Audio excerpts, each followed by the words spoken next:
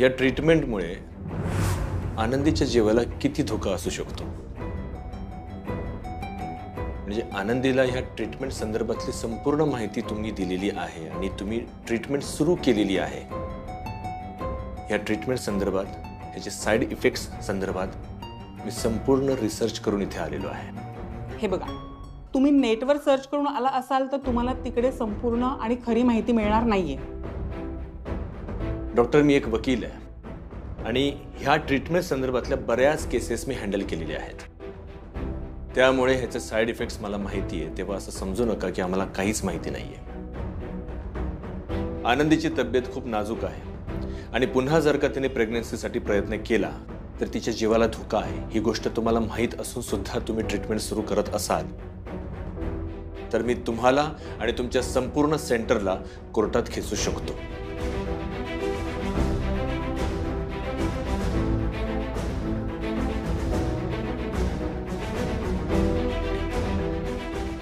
हे बघा, यात लिहिलेले साइड इफेक्ट पेशंटला होऊ शकतात। या ट्रीटमेंटमुळे होणारे साइड इफेक्ट्स गर्भाशयाला इजा होऊ शकते कायमस्वरूपी, पेशंटचं वजन वाढू शकतं, त्यामुळे खूप सारे दुष्परिणामही भोगावे लागतील पेशंटला, मानसिक ताण येऊ शकतो आणि या सगळ्यांच्यावर जी महिला तुमच्याकडे इतक्या आशेने आलेली आहे, या ट्रीटमेंटमुळे जरी ती माता होऊ शकली नाही तर ती मेजर डिप्रेशनमध्ये जाऊ शकते।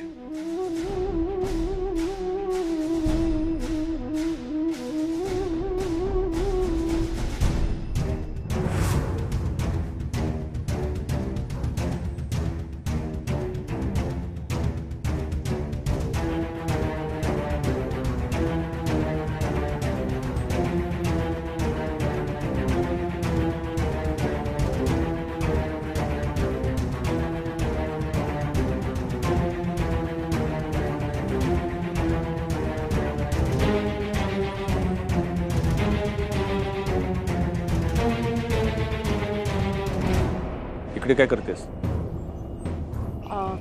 डॉक्टरांनी तुला आराम करायला सांगितलंय ना, मग इकडे का आलीस तू?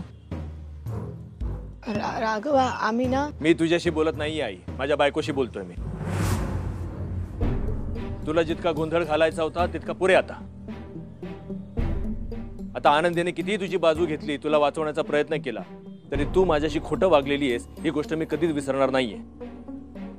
मी ते डॉक्टरांचा सल्ला घेण्यास। सल्ला तुम्हाला इतका पटला की आता तुम्ही ट्रीटमेंट सुरू पण केली,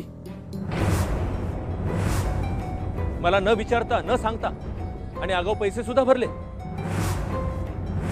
नातू हवाय या नातवाच्या वेळापायी तू तुझ्या सुनेचा जीव धोक्यात घालायला निघालीस आई।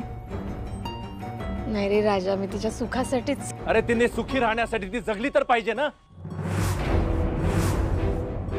जी ट्रीटमेंट तुम्ही करायला चाललेला आहात त्याचे हे इतके साइड इफेक्ट्स आहेत।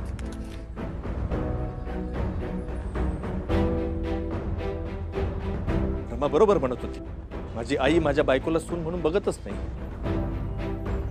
माझ्या आईसाठी सून म्हणजे फक्त लेकरू जन्माला घालणारी एक मशीन आहे।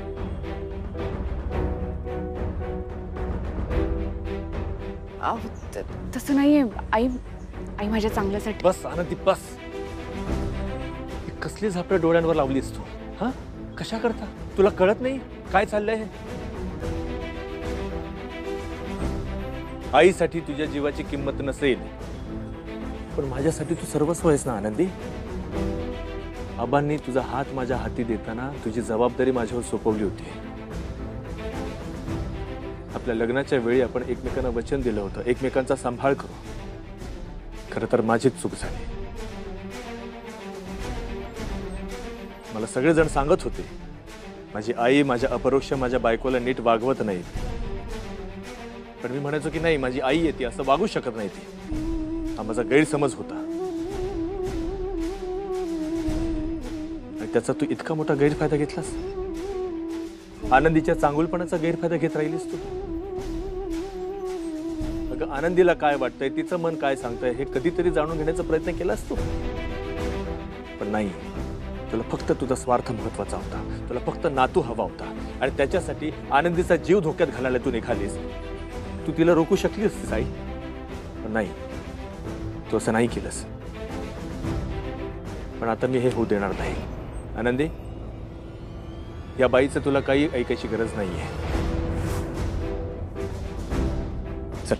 ऐका ना, ऐका ऐका. चल. अहो राघव, आई, माझ्या बायकोला तू सून म्हणून वागवणार नसशील ना, तर तू तुझा मुलगा सुद्धा गमावून बसणार हे ध्यानात ठेव.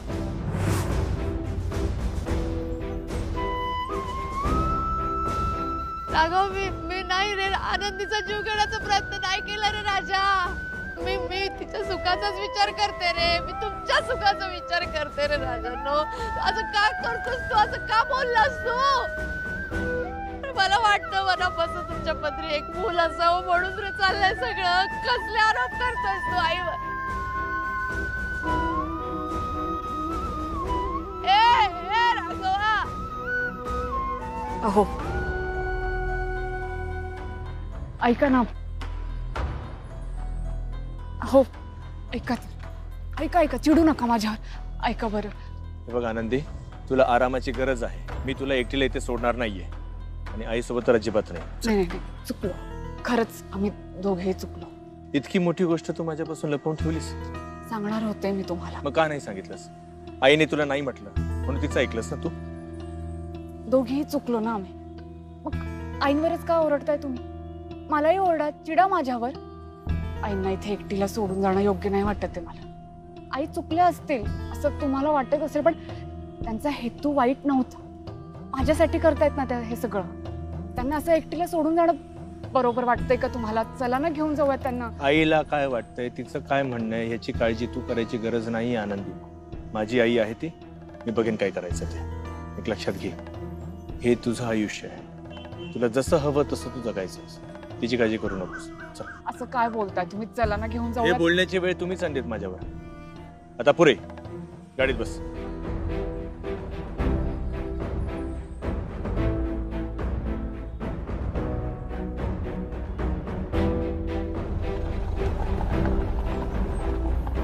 वर्षा, वर्षा ऐक ना. अगं मला ना मी ऐक ना, तू तरी समजून घे ना. काय समजून घेऊ आई मी? तुझ्या नातवाच्या हट्टापायी तू काय करतेस ना, तुलाच कळत नाही आई. अगं तुमच्या सुखाचाच विचार करते ना. तो हे बघ आई, तुला जे काही बोलायचंय ना ते तू आता दादाशी बोल. आई, अगं डॉक्टरांनी तुला साधं दुखण्याचं औषध दिलं ना, तरी तू त्या गोळ्या आधी दादाला दाखवतेस आणि मग ते औषध घेतेस. आणि आनंदीच्या बाबतीत एवढी मोठी रिस्की ट्रीटमेंट करायच्या आधी तुला एकदाही दादाला विचारावं असं वाटलं नाही? आणि मुळात ही ट्रीटमेंट करायची की नाही हा निर्णय सर्वस्वी दादाचा आणि आनंदीचा आहे. तो निर्णय तू एकटीने कसा काय घेतलास? त्यामुळे आता जे काही बोलायचंय ना ते दादाशी बोलायचं, माझ्याशी नाही. अगं वर्षा, तू कुठे चालली? अगं मी काय एकटी काय करू? मला घेऊन चल ना. आई, आई तू ही जी काय एकटी पडलीयस ना ती तुझ्यामुळे पडलीयस, तुझ्या वागण्यामुळे. कळलं? अगं मला वाटलं होतं मला बाळ होणार आहे म्हटल्यावर तुला खूप आनंद होईल, खूप आनंद. पण नाही ग, तुला तुझा नातू हवाय, तुझ्या वंशाचा दिवा. आणि त्यासाठी तू आनंदीला त्रास देतेस. अगं जी व्यक्ती या जगातच नाही तिच्यावर तुझं इतकं प्रेम आहे, आणि जी लोक तुझ्यावर प्रेम करतात त्यांना तू इतका त्रास देतेस. तुझा नवरा गेल्यानंतर 12व्या वर्षापासून ज्या मुलाने तुला सांभाळलं, ज्याने तुझा एक शब्द सुद्धा खाली पडू दिला नाही, आज तू त्याला दुखावलंयस. आई तुला मी आत्ताच सांगते, सोड तुझे हे जुने विचार. नाही तर नंदूच्या आईची जी अवस्था झालीये ना तीच अवस्था तुझी होईल, लक्षात ठेव. एकटी पडशील तू कायमची. कळलं?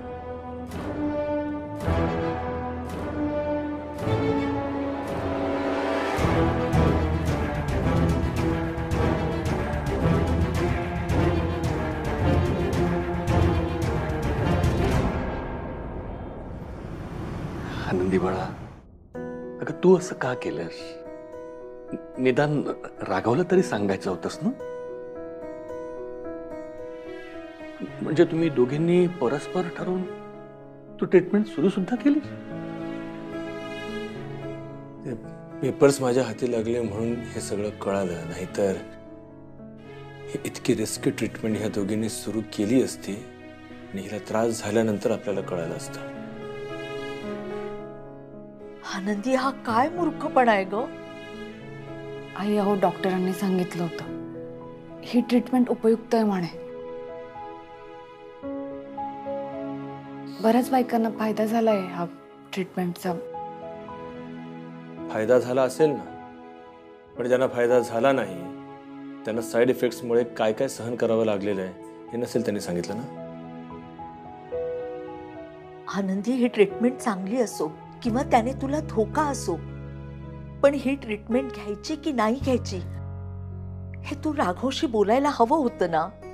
अगं, हा निर्णय तुमचा दोघांचा असायला हवा. आनंदी, मेडिकल रिस्क त्याबद्दल तुला कदाचित माहीत असेल नसेल, ठीक आहे, समजू शकतो. पण इतके दिवस घरात जे काही चालू आहे, आईचं तुझ्या बाबतीतलं वागणं, का नाही मला सांगितलंस तू? का तू लपवून ठेवलंस? हो, आई आहेत त्या, काय सांगायचं त्यांच्याबद्दल. आणि घर म्हटलं की या गोष्टी आल्याच ना. आपल्या माणसांना आपण सांभाळून घ्यायला हवं की नको? सांभाळून घेणं ठीक आहे, समजू शकतो, पण हे चुकांना पाठीशी घालणं होतं. नाही, खरं तर चूक माझी आणि नंदूचीच आहे. सॉरी आनंदी, त्या दिवशी ना आम्ही दोघांनी तुला डॉक्टरांकडे न्यायलाच नको होतं. नाही नाही, कोणाची चूक नाही आहे यात. तुम्ही मला सावध करण्याचा प्रयत्न केला होता वर्षात, मी नाही ऐकलं ना तुमचं. आईंची इच्छा आहे ना, आईंना आजी व्हावंसं वाटतंय, मला आई व्हावंसं वाटतंय. आम्ही दोघी आमच्या इच्छेपोटी वाटेल ते करायला निघालो होतो. ते ट्रीटमेंट बद्दल मागचा पुढचा विचारच नाही केला. पण खरंच सांगते, माझी चूक झाली. घे, अजून स्वतःला दोष लावून घे, स्वतःला त्रास करून घे. राघव शांत हो. आनंदी बाळा, तू दमली असशील ना तर आतमध्ये जाऊन पडतो. डॉक्टरने तुला आराम करायला सांगितलाय. आणि आनंदी, या सगळ्यात तू नको पडूस. सुलक्षणा ताईला काय सांगायचंय, कसं समजवायचंय ते आम्ही बघू. मला आता ह्या घरी घेऊन जायची भीती वाटायला लागली. अहो, काय बोलताय तुम्ही? काय चुकीचं बोलतोय मी? मी ऑफिसला गेल्यानंतर तुम्ही दोघीच घरी असणार. पुन्हा आईच्या डोक्यात काही ना काहीतरी ते येणारच नातवाबद्दल, ती तुला सांगणार. मग तू तिचं ऐकणार. पुन्हा दोघी तुम्ही काहीतरी करायला जाणार. मी नाही रिस्क घेऊ शकत. आबांना मी काय उत्तर देऊ? आता ही गोष्ट त्यांना कळली नाही. कळली असती तर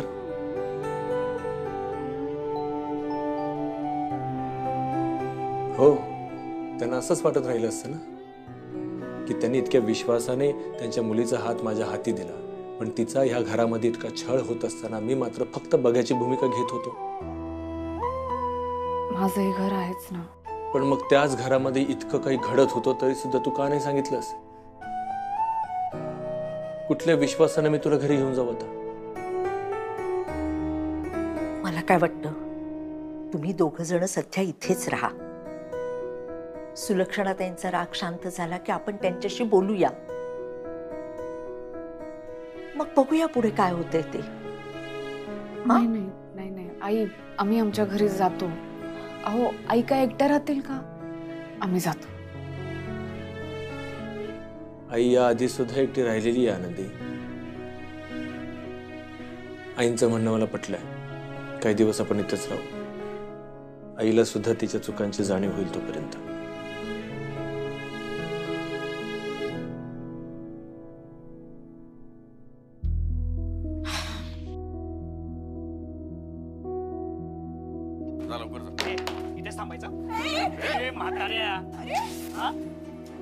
टीव्हीत पण काही राम तेच दाखवतात. आणि आमचा हिशोब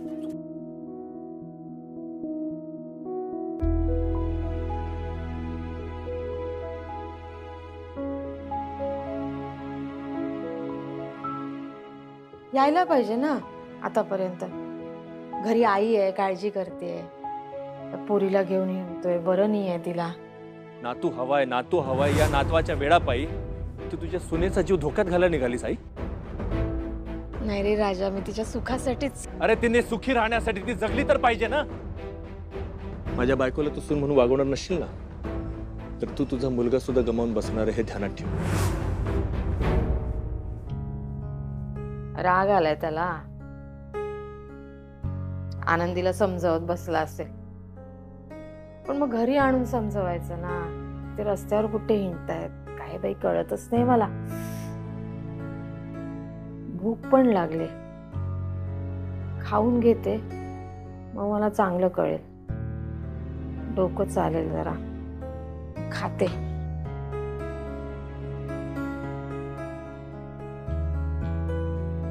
काय खायला?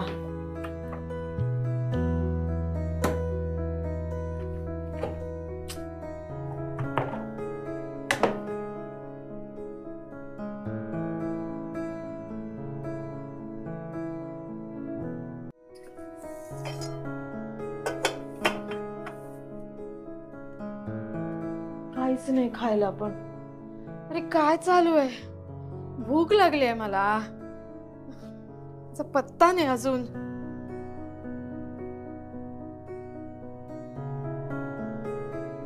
यायला पाहिजे की नाही यवनांनी?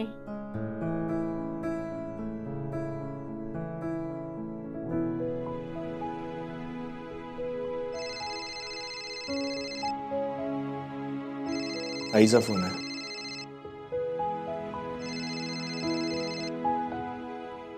बोल. राघवा, अरे कुठे आहात रे तुम्ही? कधी येणार आहात घरी? अरे मला सांगा ना, घरात काही नाही खायला. भुकेने जीव व्याकुळ झालाय माझा. आणि काय रे, त्या आनंदीला घेऊन हिंडतोयस इकडे तिकडे? अरे तिला डॉक्टरांनी बेड रेस्ट सांगितली आहे. तिला घरी आण पहिले बाबा. अरे बरं नाही रे पोरीला. येतोय. हा ये. काय म्हणाल्या? घरी कधी येताय विचारत होते. मग येतोय सांगितलं. चला मग निघा. नाही, तू नाही, मी येतोय म्हणालोय. मीच जाऊन येईन, तू इथेच थांबायचंस. तिचं काय ते जेवणाचं वगैरे ते मी बघतो. आई, बाबा, डॉक्टरांनी तिला आराम करायला सांगितलंय. तिला आराम करायला आतमध्ये पाठवा, मी पटकन जाऊन येतो.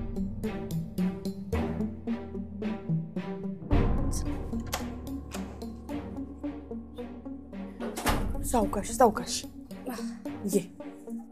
हळू हळू हळू. नाही नाही ठीक आहे ठीक आहे. जवळ नीट चल. सावकाश. सावकाश का? ठीक आहे. सावकाश. सांभाळू सांभाळू. सावकाश. हळू हळू हळू. आले वाटत. आले रे. उघडते उघडते. ये रे ये. ये ग आनंदी. आनंदी आनंदी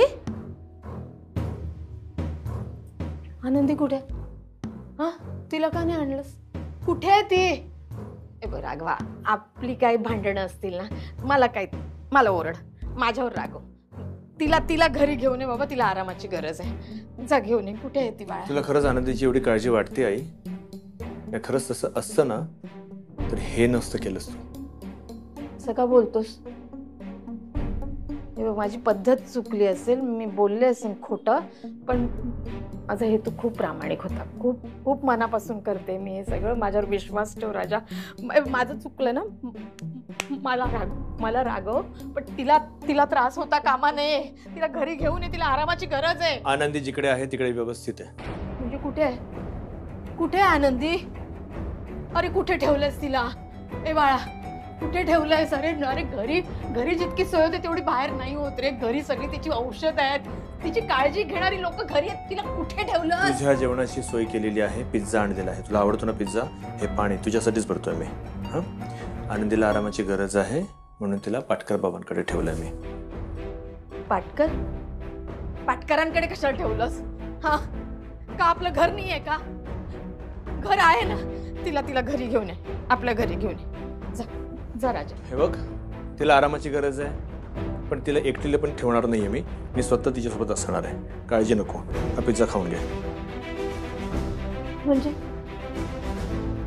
म्हणजे तिला तू पण जाणार म्हणजे मम्मी मी काय करायचं एकटीने? हा मला मला सोडून जात आहे का? मी म्हातारीने कुठे बघायचं? हा अरे माझा पोटचा गोळ आहेस तू. माझ्या म्हातारपणाचा आधार आहेस. असं असं तोडल्यासारखं नको वागूस ना. राघवा मी काय बोलतेय? राघवा हे राघवा राघवा. राघवला कसं समजावून सांगू हे मी त्याच्या आणि आनंदीच्या भल्यासाठीच करते का चुकतंय माझं काही?